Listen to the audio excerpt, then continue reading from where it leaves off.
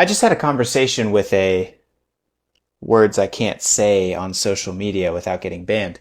And I was sharing with one of my interns about this as a licensed mental health counselor and a qualified supervisor. And the intern said, wow, in school we are taught to not impose our values upon others. But in the situation that you were talking about, you emphasized Jesse, the supervisor, I emphasized how important it is to have clearly defined terms because this individual needed to very clearly understand that the actions they had taken had very specific consequences that did not allow them to continue in the relationships that they had continued in because they had violated the consent and the rights of those relationships. And so they must pay for the consequences of those.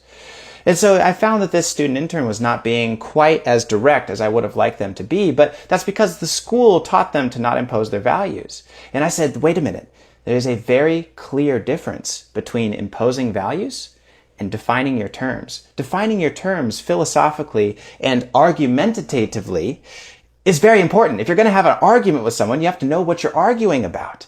And so I have to define what is a healthy and an unhealthy relationship. What is the foundation of love and connection? That's not a value imposition. That is a definition of terms. What is healthy? What is unhealthy? Now, values can play into that, but I as a counselor have a responsibility to divorce those personal values from the science of what is healthy and what is unhealthy. And so this was fantastically eye-opening for this intern. And I'm going to tell you exactly an example of what this is. I said, I'm going to read what I wrote to this intern. So there's a huge difference between having clearly defined terms and value imposition. Value. I want to live a God-honoring life. It's a value. Defined term. Any action which non-consensually takes away the power and authority that another person justly wields is unhealthy.